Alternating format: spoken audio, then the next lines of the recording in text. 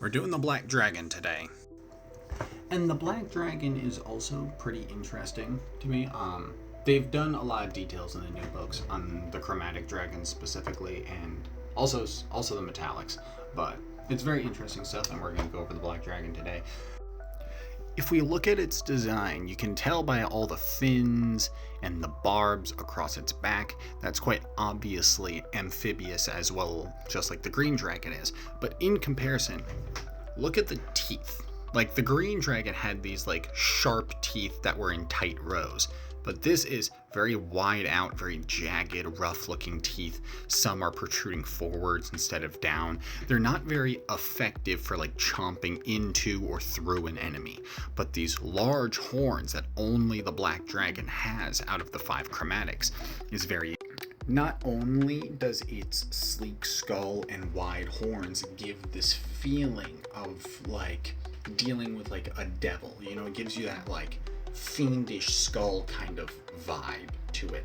With those sunken eyes, it makes it look even less like a person, so it makes it just hit right in that uncanny valley. And if you're able to niche into describing that to your players, it'll do a great job for making this seem less and less of something that they're actually familiar with. And the Black Dragon is, to my own surprise as well, is about as conspicuous as the green dragon is, which is surprisingly low for a dragon. But the special point to the Black Dragon is that, unlike the green dragon that is manipulative and socially intelligent, the Black Dragon is generally intelligent. It's not stupid, but it's more in the matter of, instead of trying to manipulate people, it would more like try to manipulate very specific characters it interacts with just to feed to its own intentions. And its own intentions is one thing: destroy whatever it can, preferably the biggest thing it can.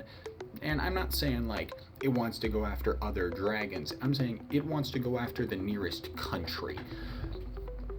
Dragons have a great love for destroying down nations, bringing down large structures or monuments, anything that has large attention to it.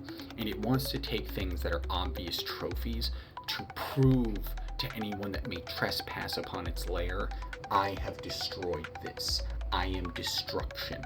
Because differently than other dragons, the Black Dragon has been generally considered the most evil because of this part of its nature.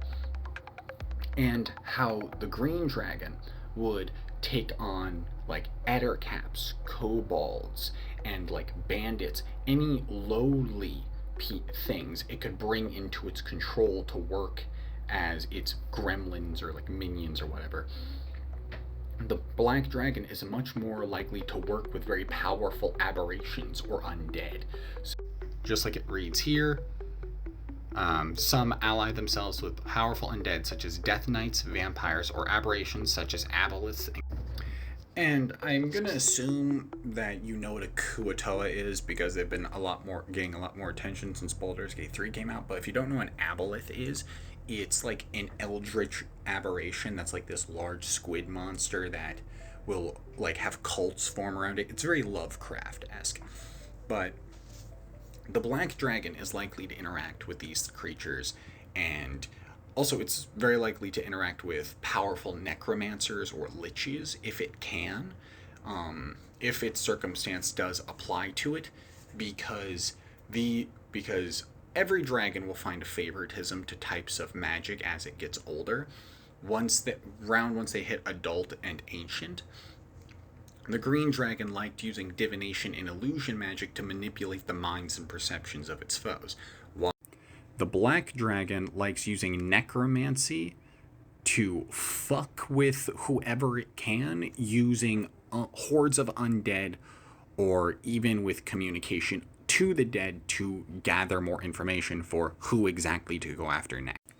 If we look at the adult Black Dragon's design here, we can see its body is a lot more filled out. Its scales on its underside are a lot more barb-like, but it still has that sleek skull look.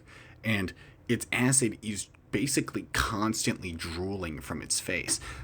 So imagine describing to your players of them trying to track this thing and knowing it was flying through a region, the only thing they can look for is these big burned holes in the ground from where large droplets of its acid had dripped from its mouth mid-flight.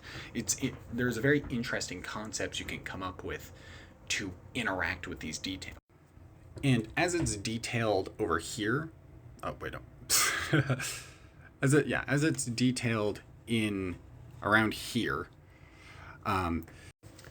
while the green dragon would prefer like a marsh or a dense forest, the black dragon would greatly prefer bogs, places of great pollution or rot, because rot finds no purchase on their form. So of course they'd stew themselves within it, allow it to sleuth over them because it has no effect upon them. And it's very much allows them to live within the very thing that they want to spread to as much of the world as they can.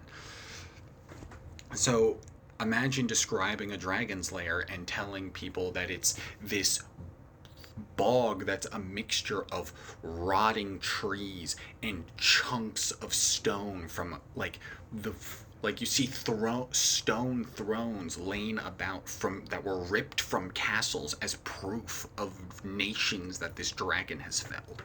Or imagine making your way into a cave and describing as the players can hear the acid bubbling against the stone from the pools that have formed from the years of this dragon just sleeping about in this place. The rot details are so prevalent, they have a cloud of insects. That's not how much I want to highlight. They have a cloud of insects that they can target to enemies as a legendary action, and it even makes it harder to concentrate on spells and the such.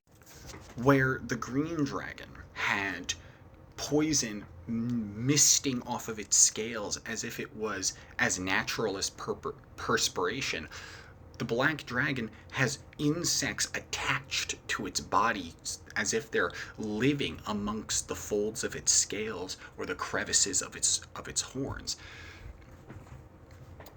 The more you read into this, you can see the differences between dragons through every description simply by reading what the books tell you and having a little imagination.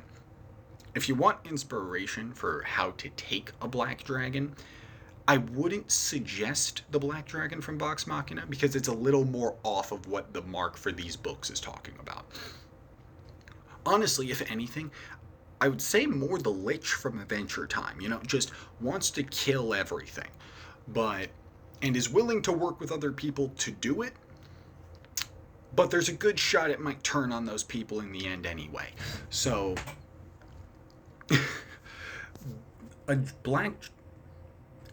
every chromatic dragon, all 5 colors, no matter the individual dragon, here's a through point for all of them. They are fueled by their ego more than anything. And while the green dragon may push their ego to the side because they know it's the thing that's going to get them killed if they get stupid, the black dragon's going to revel in their destruction, let it feed into their ego, while the red dragon uses these piles of treasures to prove to themselves how great they are. The black dragon just sits in this pile of refuse, this bog of devastation and rot, to prove to not just itself, but to anything within miles that dares to look, it is devastation incarnate.